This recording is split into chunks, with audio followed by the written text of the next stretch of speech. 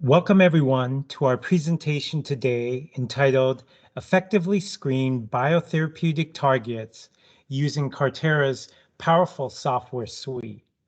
My name is Peter Fung. I'm the Senior Product Marketing Manager at Carterra, and I'll be your moderator and presenter for today's presentation. Today, we'll share with you an overview of the LSA platform, and Noah Ditto, our technical product manager at Carterra, he'll highlight some of the key benefits and features of the analysis software that help to view and interpret your results from the LSA. Now, before I get started, though, I want to take care of a few housekeeping issues. We'll have a live Q&A at the end of the presentation, so if you have any questions, please feel free to enter your questions by typing them in the Ask a Question box shown on the screen, and we'll do our best to answer those questions in the allotted time. And now, if we can't get to your questions, we'll have one of our technical experts here at Carterra follow up with you directly after the presentation with a response.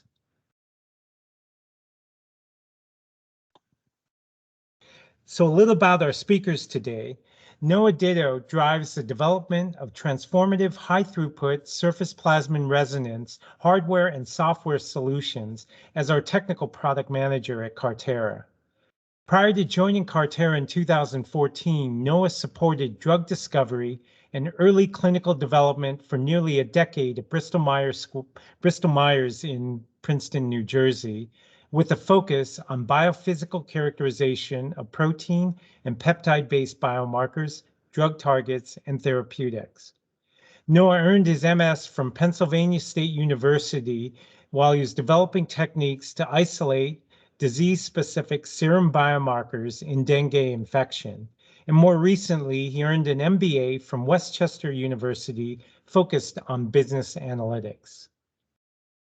For myself, as I mentioned, I'm the Senior Product Marketing Manager here at Carterra, and my responsibilities are really overseeing the LSA product line and new product launches. I previously worked at other companies in the biotech space, including Nanotempor Technologies, BioCompare, ProteinSimple, and Molecular Devices. I did my postdoctoral studies at the Worcester Foundation and received my PhD in molecular and cellular biology from Syracuse University. So let's go ahead and start with our presentation.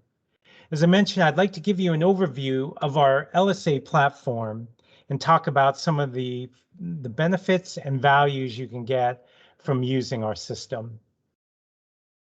So for many of us, identifying and characterizing top biotherapeutic candidates can really seem like a tug of war.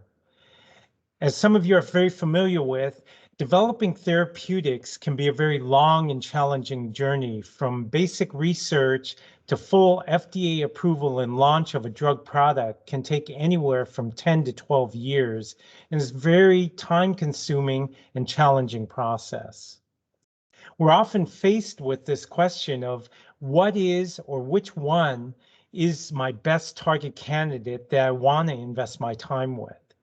As many of you know, large investments have been made to improve things like monoclonal antibody generation and the techniques to make this process more efficient. However, the analytical tools that are used to characterize these candidates have really kind of lagged behind this process, and it's been challenging to be able to identify the best therapeutic candidates. You really don't want to be throwing away a potential blockbuster in the process.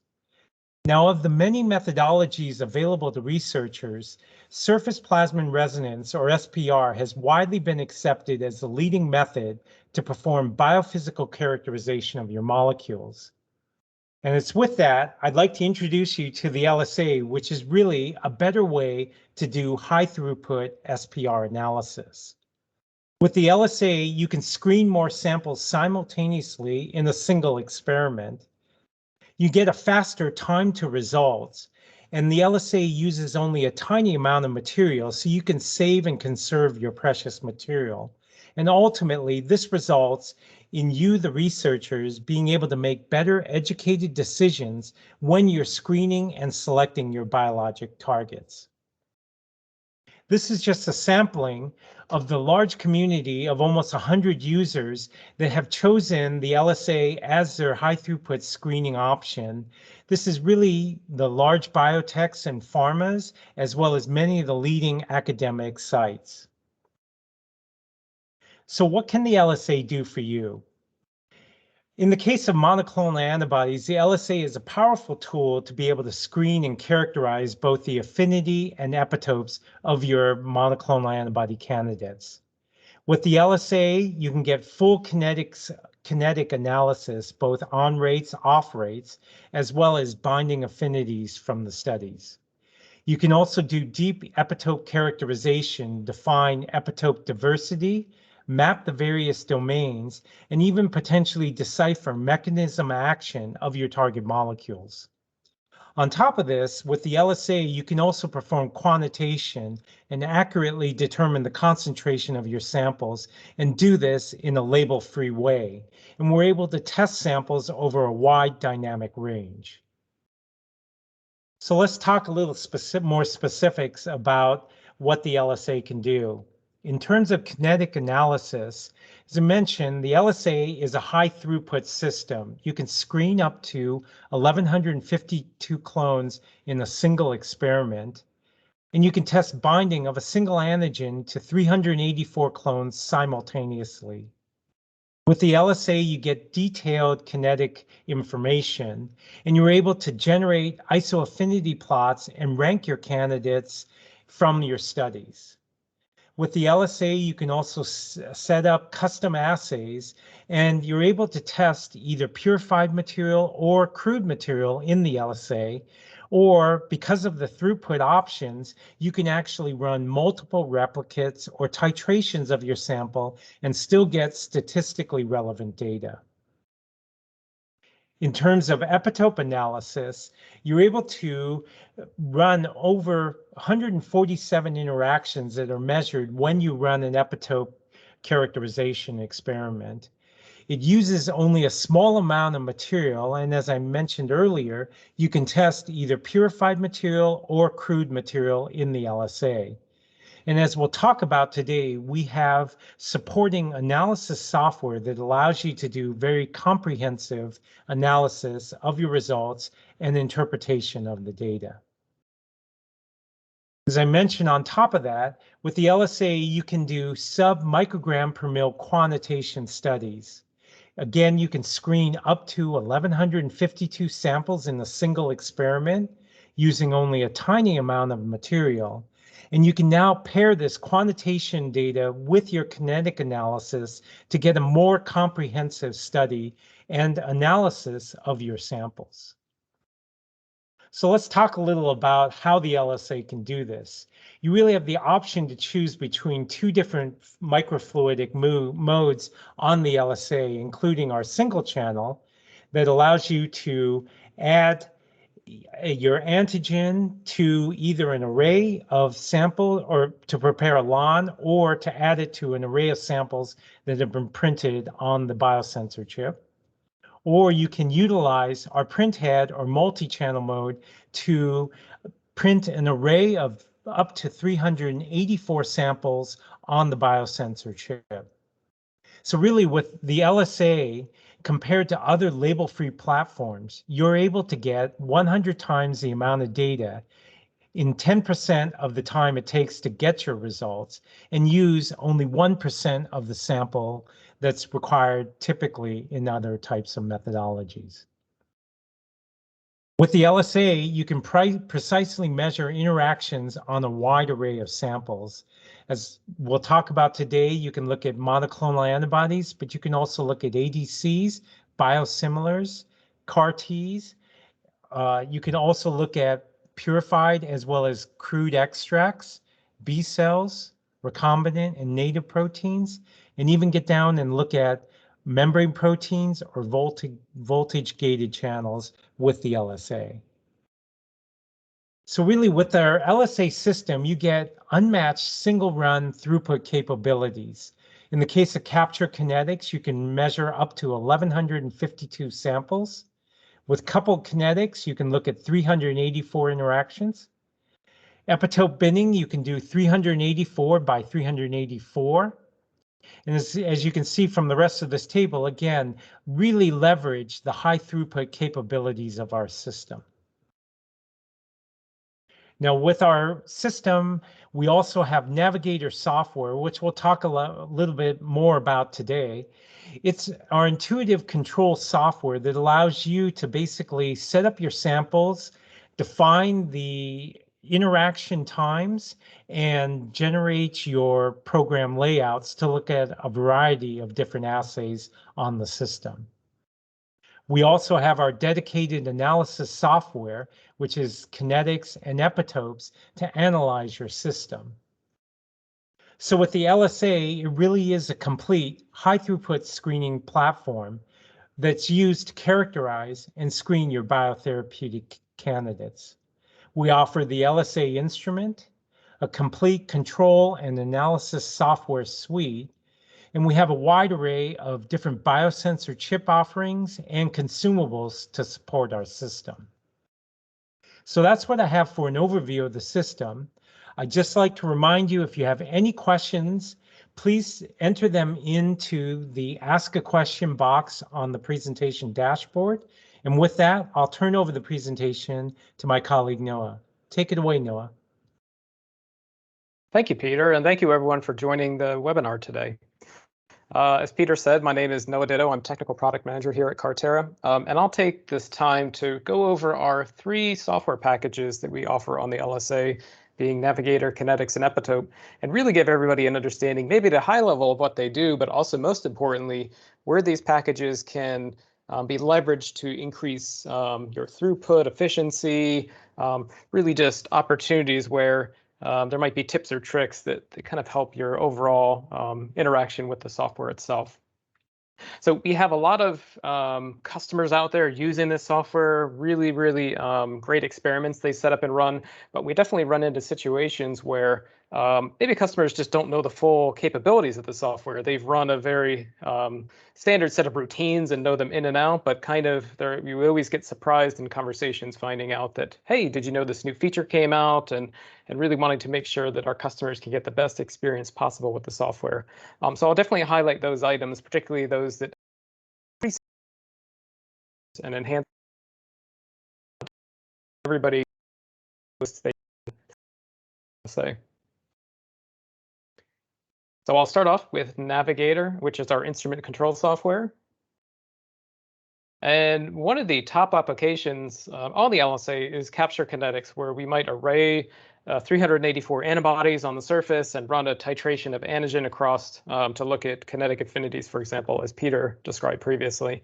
Most commonly, this is done by users by doing 4 prints of 96 onto the surface and then running back-to-back injections of the antigen in an order of increasing titration or concentration. This is a really efficient assay.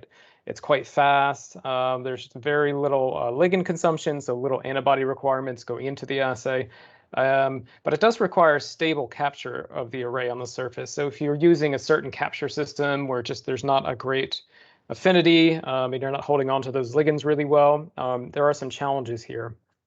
And what a lot of customers maybe don't always know that are using the LSA is that there's another approach for capture kinetics they can try.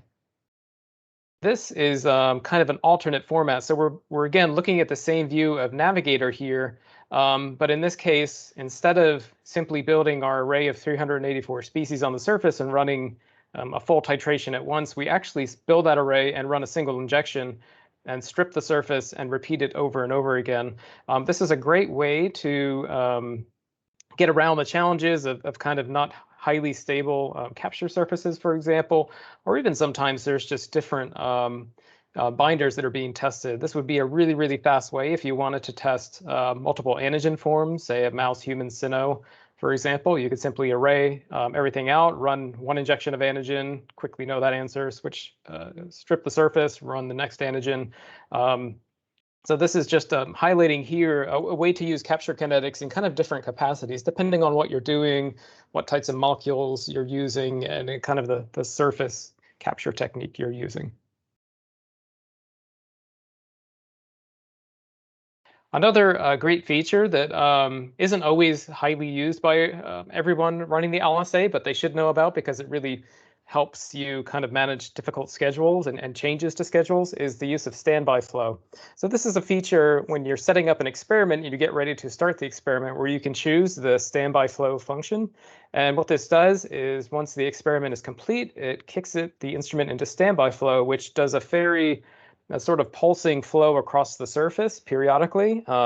This keeps the surface in a very stable, ready-to-use state. So if the experiment was wrapping up maybe late on a Friday, you can definitely come in Monday and you've got a stable surface still that hasn't been just sitting there idly over the weekend.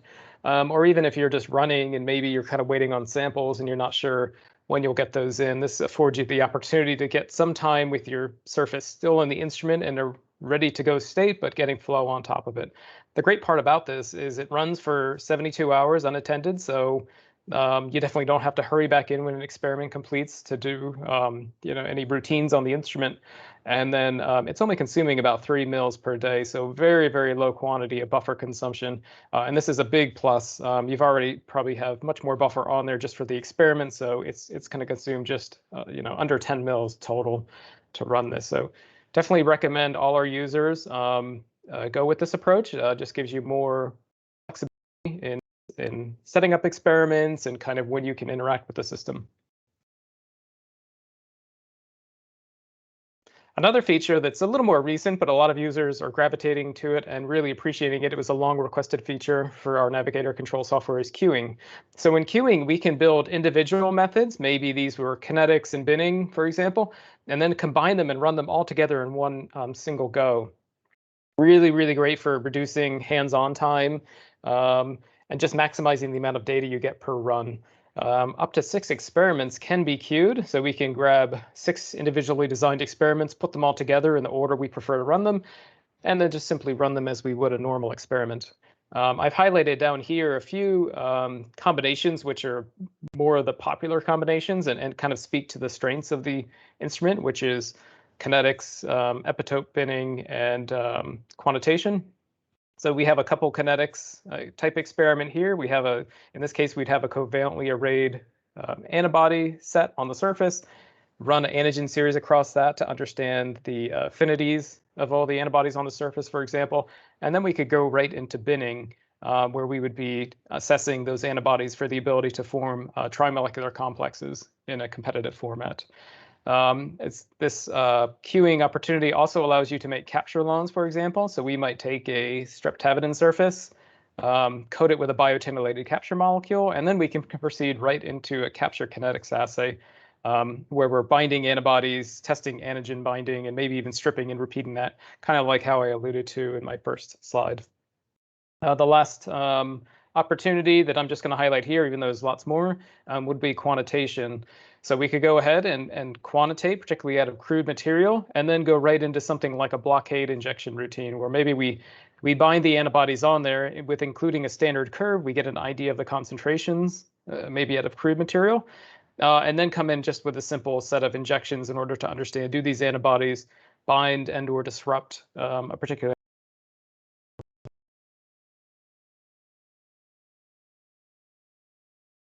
the last feature I'm going to highlight for Navigator is the ability to export data on the fly. The experiments that run on the LSA can go for multiple days, even up to a week, potentially, depending on how big the experiment is. Certainly, that's a long time to kind of find out how things went and how the experiment progressed. And while there is real-time data charting on the screen, frankly, it's you kind of need to see that whole picture to really get a sense of kind of where the experiment's going. If you want to pause it and change anything, or possibly stop it maybe and optimize some conditions before you continue on. So the export function, which is kind of down in the lower left of the experiment runner page where we're actually running the experiment and charting data, is where we select this. And in this case, when we hit export, we generate a data file that can be opened and analyzed in any of our analysis software packages, which I'll talk about in a second. It's just a great opportunity just to see how things are going, especially again, if you're 3 days into a 6-day run, you definitely want to spot check the data and just make sure all is going well, and find out sooner than later if there's anything that needs to be optimized. So that was my last point on Navigator, and now I'm going to switch over to our kinetics analysis software. So kinetics, kind of by what its name alludes to, is heavily focused on deriving kinetic rate constants, but it can also be used to determine steady state affinities, as well as perform quantitation analysis, which I'll go into in a bit.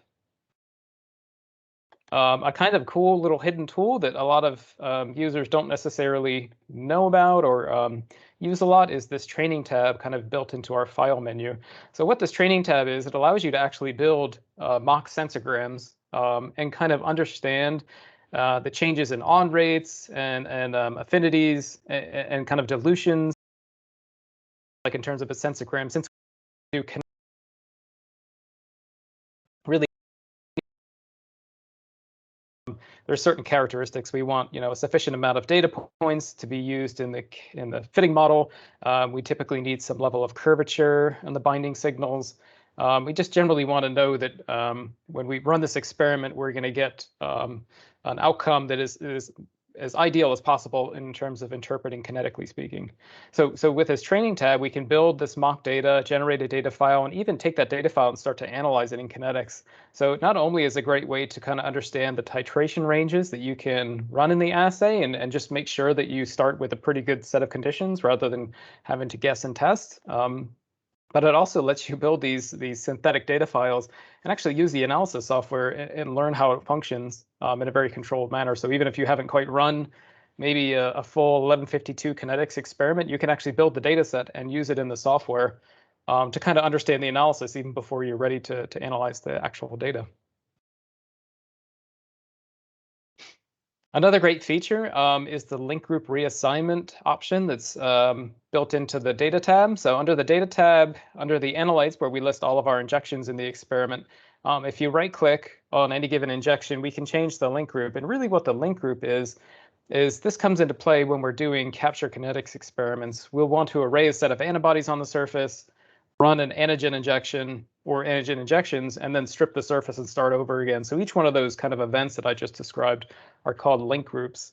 In most cases, we don't need to change these, but kind of what I was showing before in my first slide with Navigator in the capture kinetics, how we can run it in two different modes. There are systems where maybe if the surface doesn't capture with high affinity, where you need to run repeated capture and binding events over and over again,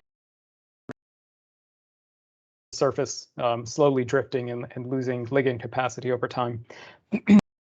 So this link group reassignment allows you to take really what are separate events in the software and recombine them so you can analyze them all in one. So it's really powerful in the sense that you have some control over the type of experiment you run, which is dictated kind of on the conditions you have for your ligand capture. And very simple to use. Once we reassign these, then going forward, the software treats them all as one large group and we can analyze them all together.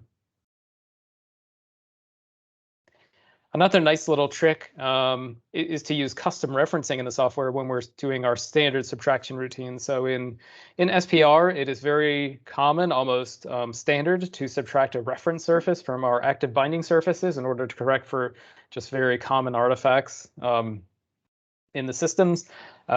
This is most typically done by default in the software through inner spot references on the LSA. So these kind of horizontally profiled rectangles that are adjacent to active vertical surfaces shown here in this kind of mock view of the printed array. These inner spots are used to subtract as the references normally, but in some cases, in certain systems, that isn't as well matched to the actual material that's on the active surface. So maybe you captured a specific antibody or protein on your active surface, but if your reference surface is just bare, non-captured material, but sometimes there's some challenges in getting really good referencing with that. So you can actually print an adjacent array of control material, maybe an inert antibody, and reassign the relationships for referencing in the software. So in this case, you'll get a really good referencing subtraction that's immediately adjacent to your active surface. And it's very simple because you simply have an additional plate or plates sample setup that include the control sort of surface, the inert antibody, for example. So again, really powerful way to improve Referencing, this isn't always needed. In a lot of cases, you can just kind of use a standard inner spot, but in cases where you kind of don't see a really good match between your reference and active surface, this does give you that next level opportunity to really tighten up the data. And then one other really cool feature of the software, again, that's kind of new and maybe not everybody's heard about it or really start implementing, is the ability to pull specific activity out of the experiments. So in a capture kinetics experiment, for example, we're both capturing the ligands on the surface and seeing a binding response from that. And then we're bringing the antigen and measuring an additional binding response, which includes the calculation of Rmax, or the maximum binding signal we would expect for that surface. We can use this theoretical versus experimental Rmax relationship in order to determine specific activity of the ligands on the surface. And this is really good, for example, for antibody candidates. If we capture a large quantity of antibody on a surface, but we see a very small antigen binding, that suggests there's something going on, possibly, especially relative to other antibodies, if it's quite low. That maybe suggests that that ligand just really doesn't have high fractional activity. Might be questions about that particular clone. So this feature in the software lets us ask that question. Is this binding signal as I would expect it, or is it a little low and there's something kind of non-ideal about this particular clone? And the way this works in the software is we tell the software the molecular weight of the ligand, the valency of the ligand, and the molecular weight of the analyte. And then part of the software process includes identifying the amount of ligand that was bound or captured onto the surface, kind of shown here in RUs and say 2,500 RUs. And then ultimately what we do is we just simply have the software perform the calculation, and it tells us, in addition to all our rate constants and Rmax values and every goodness of fit, here, again, we would want something ideally higher in terms of specific activity, showing that most of the clone that was captured, for example, on the surface, is in fact showing robust recognition of the antigen. I highlighted here that we could use this for capture kinetics experiments. There is an opportunity in the software to bring in capture data from another experiment that wasn't immediately run. So if you happen to capture an array and possibly do that in a separate step and then come in and run your kinetic titration, you can actually import the data through an option on the data tab as well. So there's multiple paths to get the ligand capture levels into the experiment and use that to understand specific activity. One last thing to point out is we have lots of customers that love to use crude samples on the LSA. It's really amenable to it because we have pretty good sensitivities. Our fluidics really enrich any material that's in the crude sample onto the surface, so we can really drill down even if you have low expressing conditions. And so it's a great prelude to kinetics and even binning. We've got lots of customers that are really recognizing the value of binning directly from crude and avoiding to have to undergo that purification step in their overall workflow. But one of the things that isn't always exploited is the use of a kind of standard curve while we're doing this capture. So for example, in a capture kinetics experiment, we might capture antibody and then go ahead and run an antigen titration series on it. But this capture event in and itself can give us lots of data on the concentrations of those materials, say soups, for example, that we can use in addition to the kinetic rate constants derived. So in this case, in the software, we have the quant module it's built to quantitate responses using a standard curve. So we would simply have our plate of unknowns, maybe hybridoma supernatants. We put in a standard curve that's relevant and broad and covers what we anticipate the range to be. And then using the software, just develop a standard curve and interpolate the unknown responses and generate a response plot is shown here on the right. So again, not sometimes there's certain customers that run quant exclusively independently, but there's a lot of opportunities to mix it into the experiments that are already being run, again, to add one more layer of understanding to what the effective concentration was in the assay. So that's my last slide on kinetics, and I'll kind of take us home here by discussing the epitope analysis software. So an epitope, really, as the name says, we focus on characterizing the epitope. Where does the therapeutic, whether it's an antibody, any sort of therapeutic, where does it bind its target antigen? So there's a number of different workflows that all feed into epitope binning, which can be premix or classical.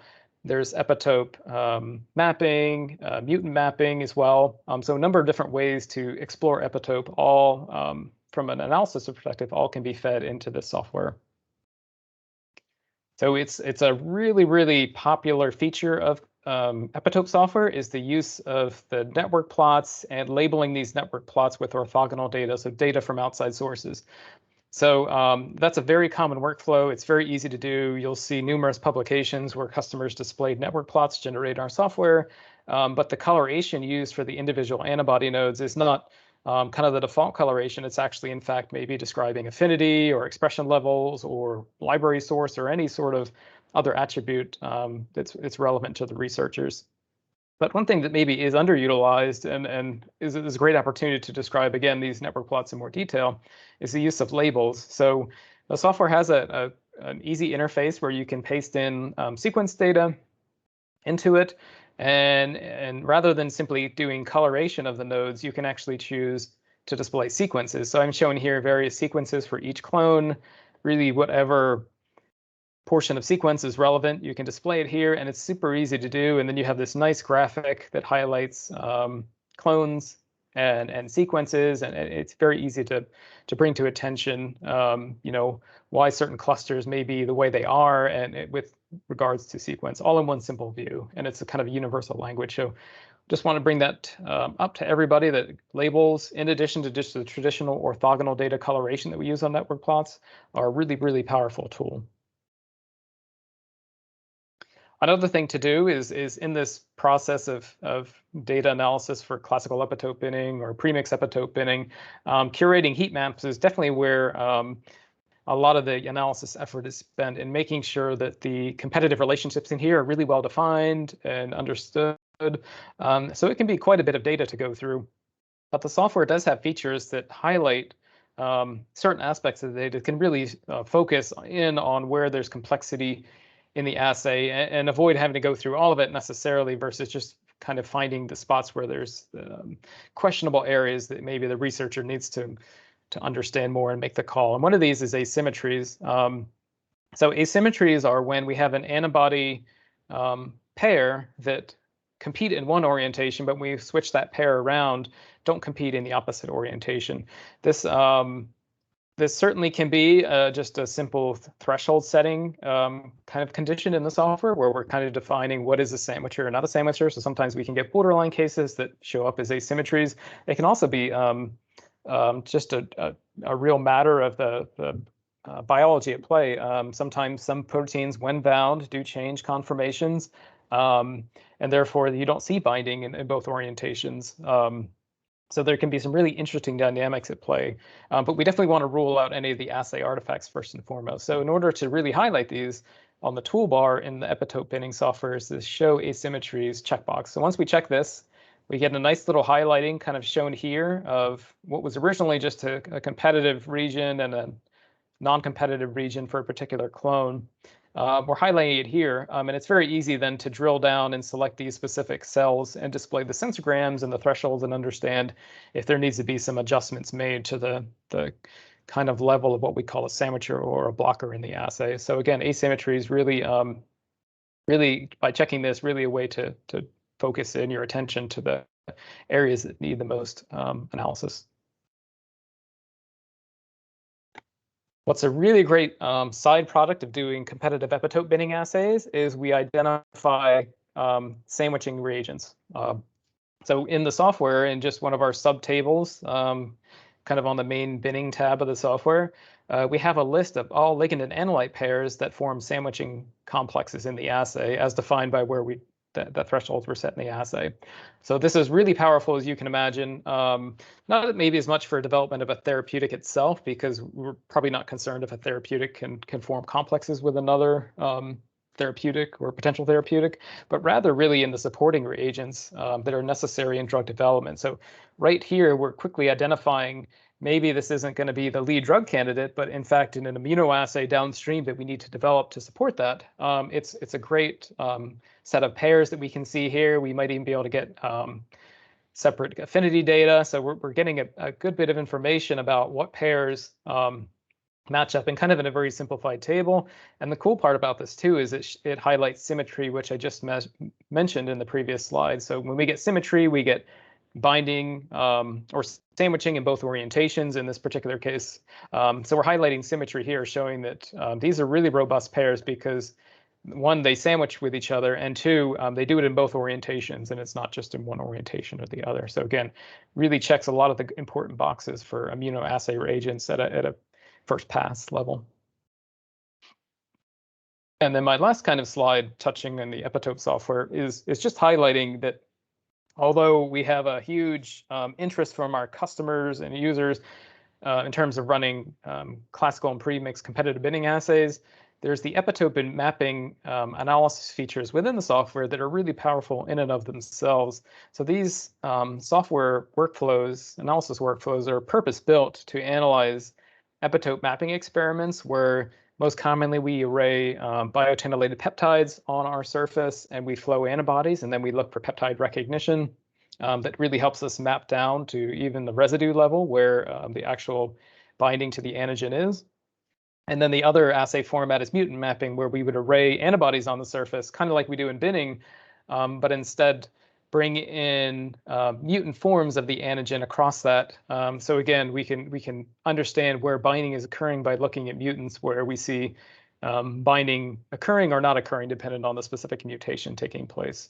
And the analysis of these is really streamlined in the software. They're easy assays to set up, and we just simply take binding signals. We develop heat map relationships. In this case, I'm highlighting some of the peptide mapping functionalities that show hotspot peptides that basically we're getting good antibody recognition, and then we can kind of stack all those up in these stacked plots and really identify what are the major peptides that are being recognized by each of these clones in the assay. So really powerful tools. It's all built into the software, ready to go.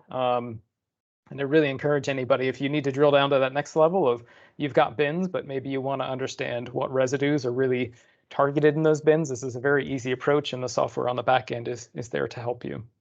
So those are all my slides. I'm really excited to have the opportunity to share all this information with everybody, and I'll turn it back over to Peter to wrap us up. Great. Thank you, Noah, for a great presentation and overview of the software features. Just a quick reminder again, if you have any questions for our audience here, just type them in the Ask a Question box on the presentation dashboard. So Noah, we had a handful of questions that came in during your talk. First question here was, what is the largest binning experiment you can analyze in the Epitope software?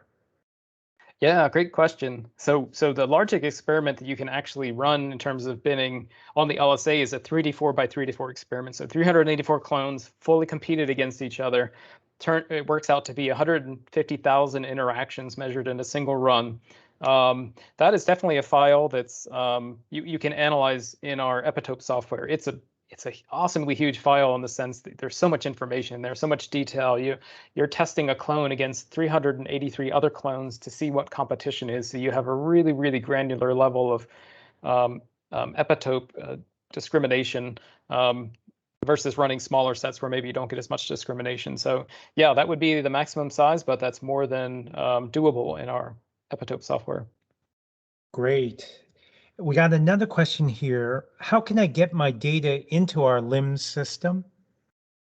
Yeah, good question. We have a number of customers and all sorts of different paths that they want to take with taking data from the LSA, generate on the LSA, and getting it into their LIMS systems. So at a very simple level, certainly you can do the processing in our software, and there's functions in the file menus or multiple other pages in the software where you simply hit an export.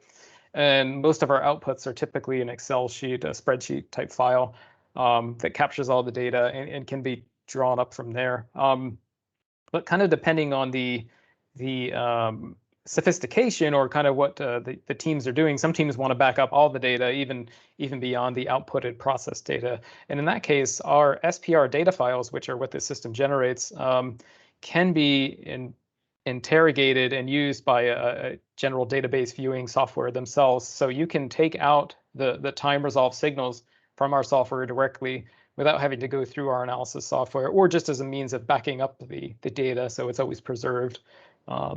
outside of the software itself. So those would probably be two of the main paths that customers take, either go through the full analysis and do an export to a spreadsheet, or possibly even take the data in a raw state. Okay, great. And here's actually a couple people asked this similar kind of question. Are your results data supported by any third-party platforms? And if so, which ones? Yeah, so we've had a number of third-party platforms that have approached us that we're coordinating with right now. So one is PerkinElmer Signals, which is part of their screener package. That software does allow you to take LSA data files and analyze them with various levels depending on what you want to do with the data. Another platform that we're aware of that's incorporating our data files is Gene Data as well. So they're able to take up our outputs. I think they're working with several customers early on right now, but yeah, there's quite a bit of interest. Obviously, as many companies want to standardize data aggregation, we're reaching out to more and more companies and coordinating with them to make sure that customers have the best possible experience in terms of data that we collected getting into their hands in the right fashion. Okay, great. And let's see, I've got a question here from a director of a group.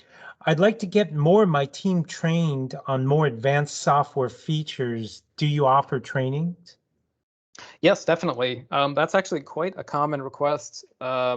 We often get our instruments into labs, and just with the nature of the life science industry as a whole, there's always lots of movement and kind of people coming in and out and different changes to teams. So we're always getting approached for training and the opportunity to give new individuals kind of the tools they need to get the most out of the LSA. So yes, we do offer training that's completely independent of our traditional installation and training package.